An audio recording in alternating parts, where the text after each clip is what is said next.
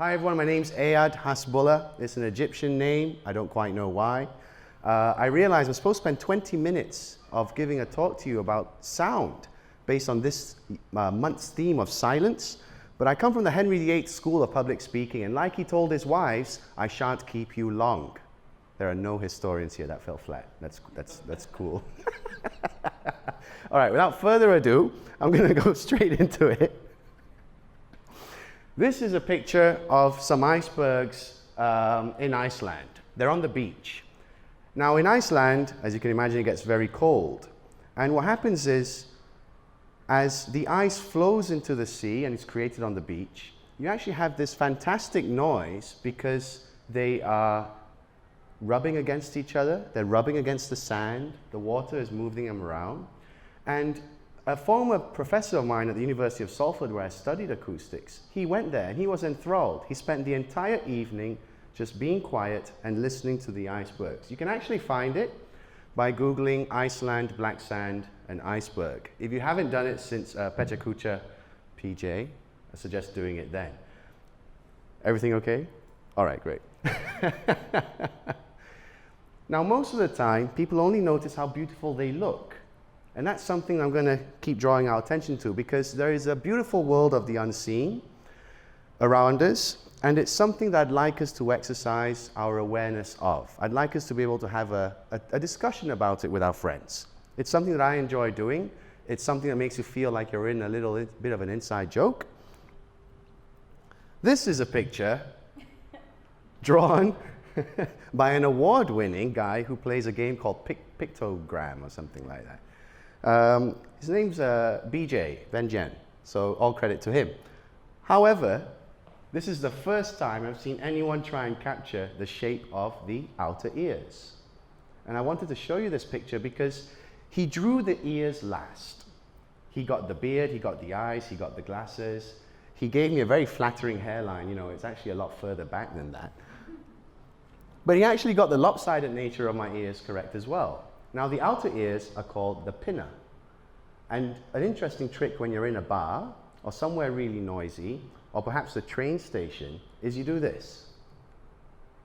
You cup both sides and you try and face the direction of the sound that you want to be able to hear clearly. Now, people often just do one side. That doesn't do very much. What you need is to do both sides. Okay, so there's a tip for the day. Now move on. Psychoacoustics. Would anyone like to hazard a guess as to what this means? Psychoacoustics.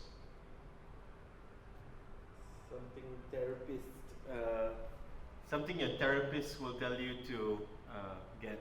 Get, okay. Something a therapist will tell you to get. How our brain interprets sounds? Absolutely. Give him a round of applause. That's almost a dictionary definition. So it's not the sound of crazy people. It's not what a therapist would ask us to look into as a condition. It's merely the way our brain interprets sound. And the way our brain interprets sound is almost all powerful. It is very different to the way we have a central nervous system down here called the gut. There's a lot of discussion in medical circles now around whether this is the second brain, because this functions completely independently of this brain up here. However, sound goes straight to the brain that we all were taught about in school, right? The other interesting thing about psychoacoustics is that it can play tricks on you. It can make you sit up and sort of go, oh, what's that? Because the stuff that goes into your brain then generates nervous reflexes. So when you're listening, when you're watching wildlife documentaries, and you know, they're like, oh, what's that? The classic sort of meerkat sort of, what's going on? Where's the tiger? That is just them interpreting sound. Now I have that when I'm trying to walk around and doing stuff, because I get very easily distracted by sound. So it can cause some enjoyment in the office when I suddenly sit up and I'm like, what the hell was that noise? You know, this is new. So what I'd like to try doing now is playing you a video, and it's going to describe that mechanism around how we hear sound. So both the pinna all the way into the brain, okay? I'm going to open that up.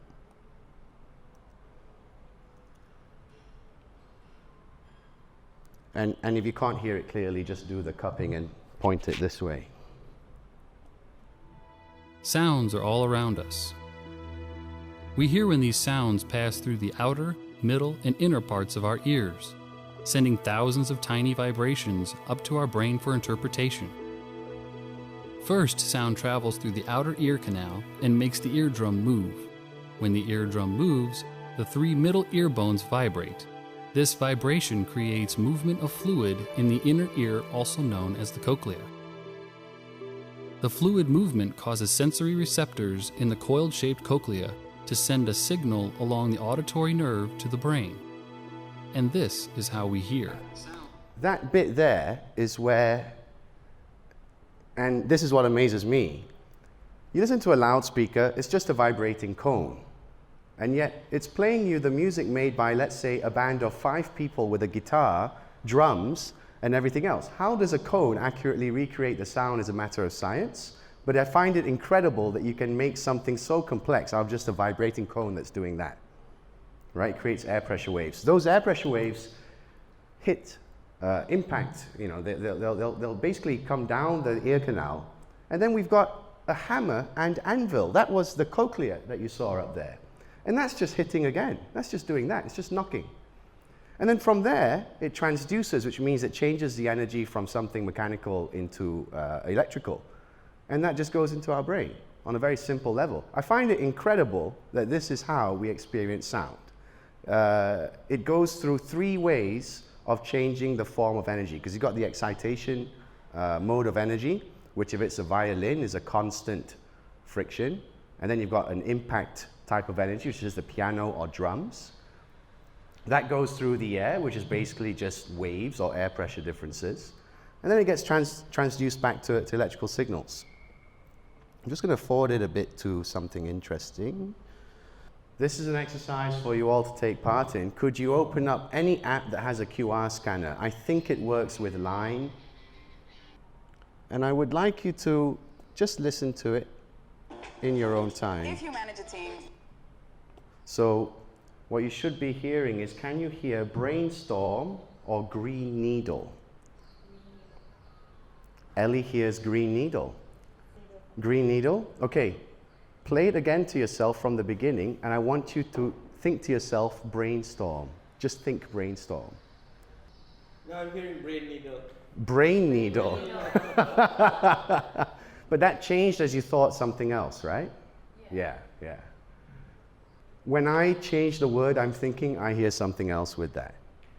Some people do, some people don't. But it's just an example of where the brain really creates what you largely think you hear. So me just telling you, think of something else, even though you only went halfway, it did change it a little bit. So that actually came from something that happened first, which was Yanni or Laurel. This video does have the same exercise, but they actually explain how the science works. So I'll just bring that up and play it to you on the screen. So what they pointed out was that there is a frequency, the pitch was different between Yanni and Laurel. It's the same thing with brainstorm and green needle. Brainstorm, green needle. So if you are older, you have less ability to hear high frequencies, and this is why as you age, you stop being able to hear bats, right? You stop being able to hear dog whistles. And that aging hearing loss is called presbycusis. The way to avoid that is to not listen to your headphones too loudly. Now at this point, we're going to jump into something that we covered in the other event, Hakim, which is the architectural acoustics, because what I wanted to do after giving you a bit more of an in-depth sight into how we heard and how things that we thought about impacted what we heard, I wanted to take you through architectural acoustics. And the way we build the environment around us really affects us in ways that are physiological. It can affect our ability to be calm, it can affect our ability to focus, it can affect our ability to sleep. And this is the Imam Mosque in Isfahan in Iran. And you can find it by searching Mosque in Isfahan. Now the dome here behind me, this main dome, the floor isn't carpeted. If you ever go and visit any mosques in Malaysia, the floor is normally carpeted because it's an air-conditioned environment, there's not really much airflow, and the preachers want you to be able to hear them, so they have sound reinforcement systems. But really, before we had these loudspeakers installed, they used to design the acoustics of these spots. And a lot of the science behind it came from Roman times and the Greek amphitheaters, so the semi-open theaters. Incredibly, what they used to do was, if you've ever been to a Greek open-air theater, you've got a half circle and then the stage in front of you.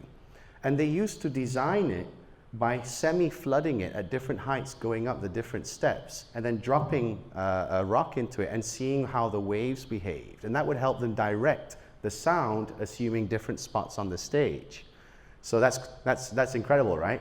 Imagine if this room had been designed where they flooded the wall up to the floor up to here, and then dropped a rock and decided to see whether anyone could hear it. Well, no, we have loudspeakers, so it's okay. But it's incredible that they didn't need energy, electricity, and all that to design something to be legible, to design something to be comfortable to hear based upon a known sound source. Now with this mosque, this particular archway, I didn't mean the dome behind it, I meant this archway. You can see people are sat down there. Now apparently they would be sat down there reading their book, the Quran, right? And as you fluttered the pages open, you could hear what is a flutter echo. So it sounded like birds taking wing and flying off. And I just found a flutter echo in this very room. I would like it to be immortalized with a brass plaque. I shall pay for it, Collabs, if you want. But now I find flutter echoes incredible because what happens is when you clap, to me it's conceivably I can imagine something like the pages in the book ruffling, and it sounds like it's fluttering away because it goes quiet and then suddenly it comes back at you louder from a different direction. And I just love that. It's a lovely thing. It gives me joy as if I'm skateboarding down the street. It's just a moment of joy. I like that very much. You very rarely find instances where sound will get louder the longer it takes to come back to you. The other example, and I'm going to veer away from architectural acoustics and closed built environments, is something called what happens when you have a temperature inversion. So does anyone know what happens as you go up in altitude from ground height? So as we go up towards space, what happens to the temperature? Temperature drops, right? Now a temperature inversion is where it gets warmer. It only happens in temperate climates with dry air, so it's not so moist. And so we have parts of Europe, parts of England, and parts of Australia are fantastic for it. What happens is, as you're on a mountain and you hear a car approaching you in the valley, it's really loud. It's like it's next to you. And then as it gets closer, it gets quieter. And at this point, you're wondering what on earth is going on. And then suddenly as it goes past you, it's really loud again. And that's a temperature inversion. What happens is, as air changes in temperature, it becomes more or less dense. The denser it is, the faster sound travels. And as a result, it can bend sound back towards you. So as the car is far away, normally the sound would just disperse into the environment. With a temperature inversion, the bits that would go away actually then are angled back down towards you. This is called refraction. It bends. It's a bit like the Pink Floyd diamond thing, so it's pretty cool. And the flutter echo is a mini example of this, and I just find it a moment of joy. So I try to look out for these spots, and I walk around clapping. My wife gets quite angry at not angry, but she's like, you know what you look like, right? And I'm like, no, I think I look like a sound explorer. She's like, no, you don't. So now the way to search for these things is to clap roughly at nose height, but you need to angle your head away to where you think the echo is going to come back from. So I end up looking like this.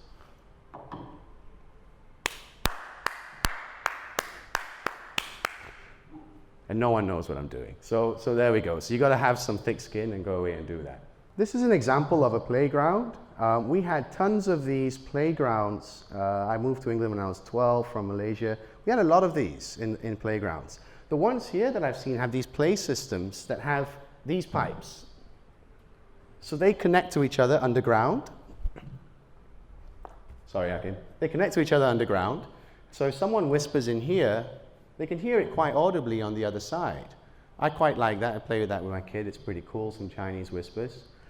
And the reason why you can hear it without any magnification or electrical signals or microphones and loudspeakers is just because it's such a thick pipe that the energy doesn't disappear. It just travels through the pipe.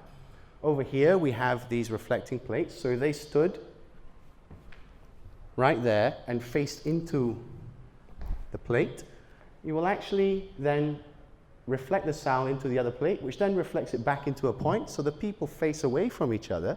They can actually hear very clearly the whispers that are being said. This also works in curved, domed spaces. So in parts of Rome, there are these lovely old churches, and if you sat in different parts of it and whispered into the wall, sometimes you can hear these other things. So if you Googled whispering walls, people have actually documented where these are, because they're quite, it's like, how on earth can I hear someone whispering from over there and I can't even see their mouth moving? It's quite interesting. This is a feature where, in Asia, everything's very busy. Everyone's on the hustle. Everyone's really, trying to get things done. They're running around. They're in the malls. We've got a big mall culture. But the people that design the malls, sometimes they try and create a different environment. Let's say they want a slightly upper class mall, something that's a bit of a landmark. So they'll put in a fountain. Now, a lot of us think the fountains are just there to be a feature to look at for pictures, but actually they're there to create the noise of water actually masks, we call it masking, the sound of the traffic. So if you're stood near the fountain, the idea is that you don't hear the traffic, because masking raises your ability to hear quieter noises. Sorry, masking reduces your ability to hear quieter noises because it's louder than the other noise behind you. Another example here that you see with hotels and lobbies, and another reason why I like hanging out in them, is because they tend to be very quiet. And quietness is really a luxury. It tends to be correlated to how rich you are. So this is actually a wall. They've made it look nice. But behind that wall is the Hotel Maya lobby.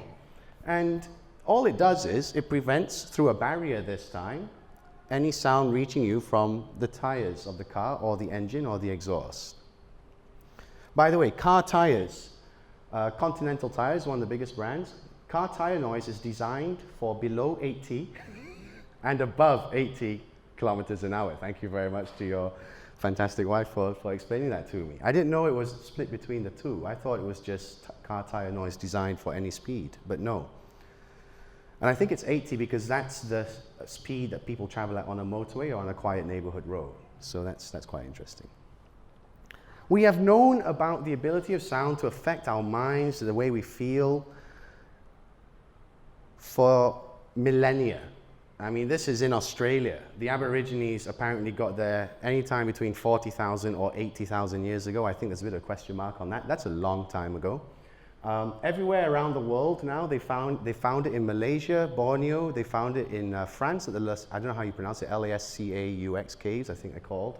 But humans have drawn animals and these symbols, normally with the humans just off to the side. So we've done these cave paintings everywhere in the world, including the American continent. But this one is interesting, this one in Australia. If you stand about this far away from it and speak to the wall in a quiet whisper, it sounds like the wall is speaking back to you. So people will stand there and have their little reflective moments. And I just imagine it adds to the feeling that you're having a real intimate conversation. I've yet to go there myself, but I can't wait one day to go there. At this point, I wonder, the jingle ball at the very top is very funny, isn't it? So we mentioned previously about the exercise that we did with Yanni, Laurel, Brainstorm, and Green Needle, about pitch and all that. Mostly what affects us is the noise level. The noise level will immediately raise your heartbeat or make it drop. The same way, if you have an iWatch, your client or your manager asks you a difficult question, mine spikes. Mine goes up to like 160. And I'm just there like quietly answering, and then I look at it and I'm like, and you know, the iWatch will be like, did you almost die? And I'm like, no, I was fine.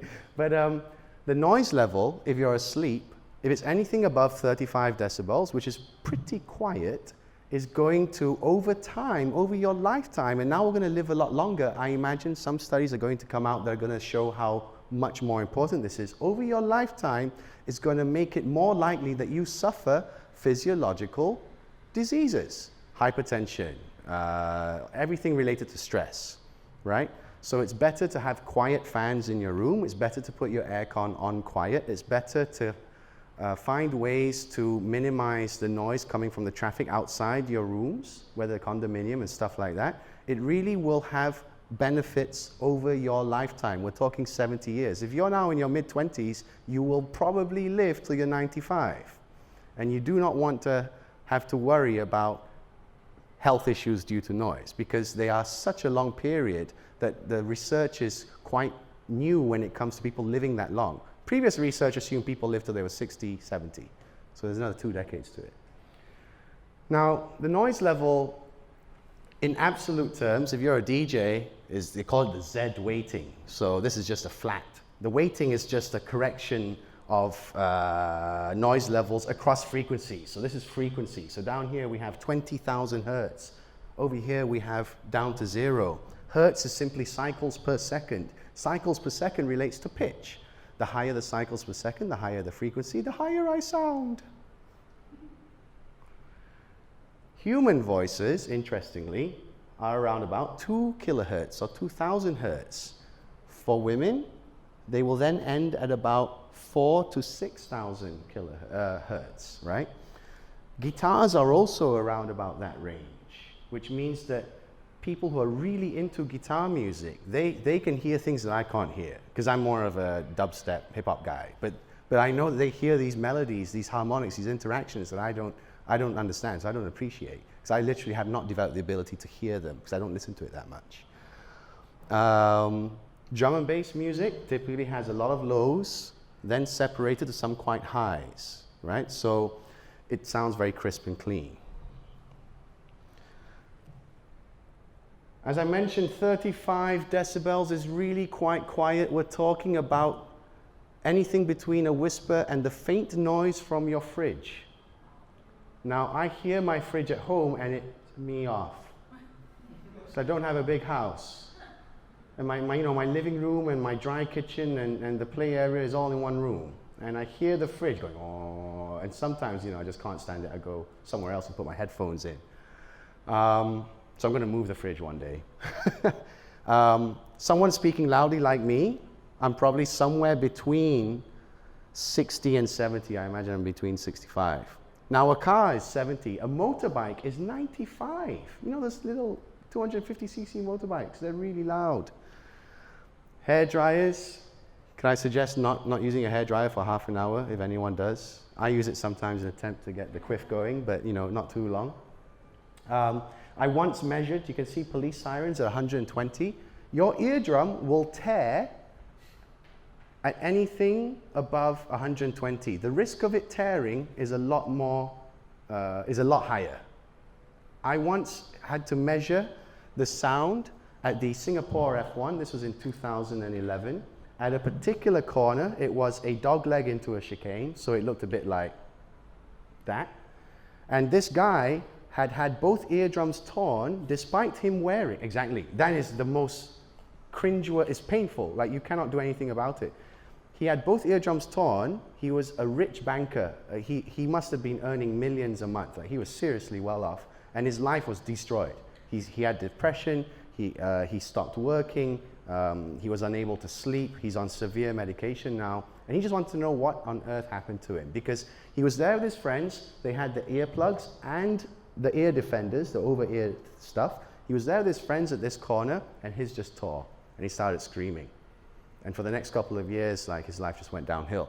So I went there and measured it with my sound level meter. I had to get all these special permits from the F1, promised I wouldn't talk about it, so I'm on video, but anyway, it's a long time ago, F1, it's fine. But it was at a noise level, each car went by at about 98. So with 2 cars, you add 3, so it became 101. Add another 3, it became 104. This is just at speech frequencies. At the lower frequencies, it was higher. It went up to 120. Decibels are really a measure of energy, right? If you can imagine, 3 decibels increase is me punching someone twice as hard. So going up twice is punching someone 4 times as hard. So when it hits 120, that's how many extra doubling in energy and force on his eardrums. And he seems to have been born with thinner eardrums or something, like they had a higher propensity to tear. So, unfortunately for him, there was nothing he could have done to prevent this except not show up. And there are no warnings to this. So I live in fear because I've seen this guy. He is seriously well off. He has every means at his disposal to solve this, and he cannot do that. So, you know, I love going to nightclubs with like the valve-based sound system that tours around Europe. I love this stuff, but I'm always quite careful now. If I feel a bit uncomfortable, I'll just move away from the more noisy spots. I highly recommend you guys think about this. Even like the motorbikes where they rev and they shoot off, just be careful. If you're on the streets, I suggest being careful because you never know what's going to happen. Noise cancelling headphones might be a good idea, your earplugs, but not too loud. So that's that. And that's just an example of something that can happen immediately and without warning, as opposed to happening over your lifetime. However, very rare. I've only come across it once, and I was an acoustician for like 12 years, so very rare. However, as I said, it's a nice journey, so I'd like to talk about something. How do we talk about something you can't see? This is a visual representation. People like Kanye West actually say that they can visualize their music and things like this. When we first started this, cast your mind back. If you remember Yanni and Laurel, they were talking about how it looked, and that was a spectrum, that was a color graph. So people actually try and visualize sound. It really helps us.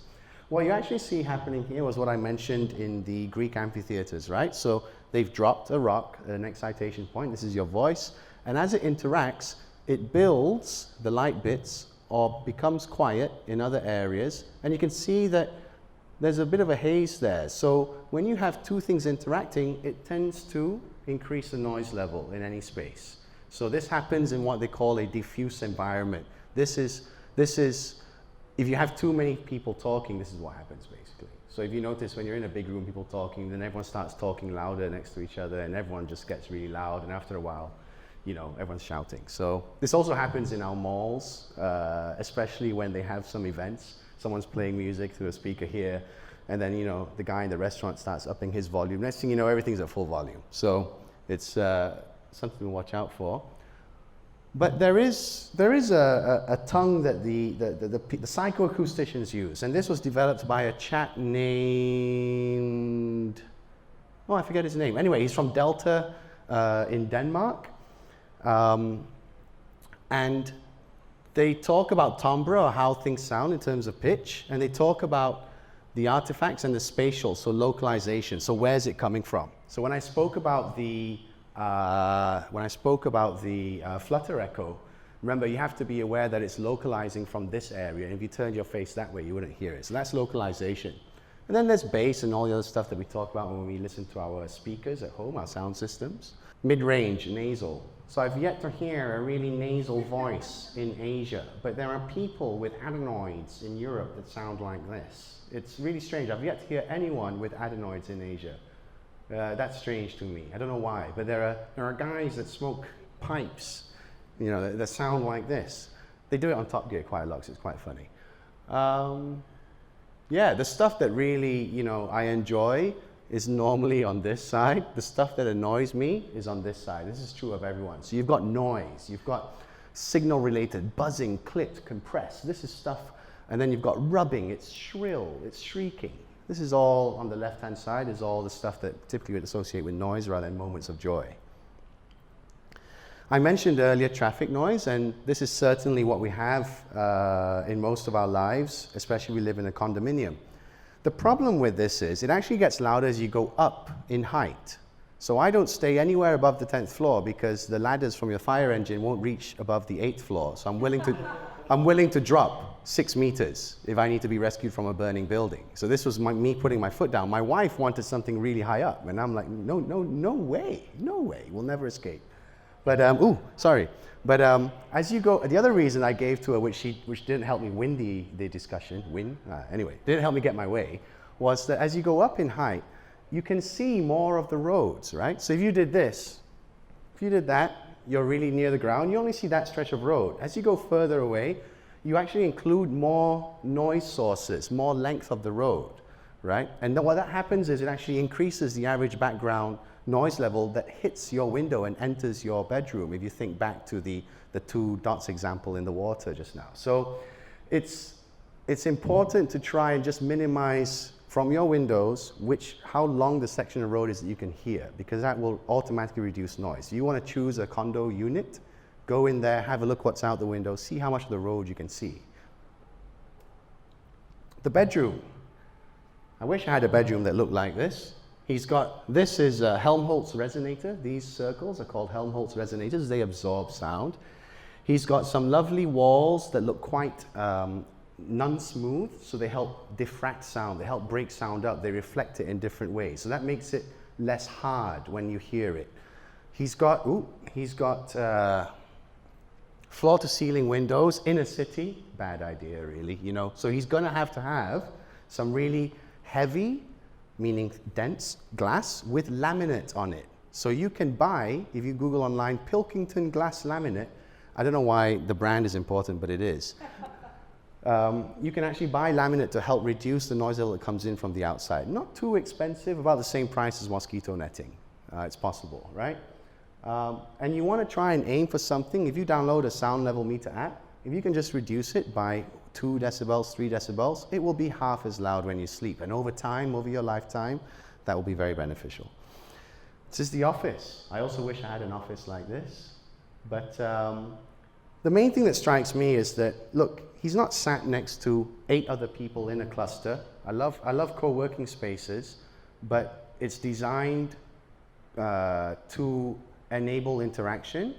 And a lot of the times, people also need a point where they have a quieter moment. So then typically you have your private rooms, right? Now, if you're not in a co-working space, you end up with just your desk at work. And it's important to be able to generate that quiet moment to give you time to think, and that's why we like to remove ourselves from the general workspace. After leaving England, and I got a job in an Australian company in Singapore, this is a Google Maps image of Gardens by the Bay. So Marina Bay is just over the sea there, Marina Bay Sands. This was really interesting. We had to design the world's 2 biggest greenhouses because they wanted a particular type of flora and fauna inside. Now, they had one, we call this the cool dry biome, so it was temperate climates, drier climates. And then over here we had the really moist biomes. It's like, jungles and all that sort of stuff.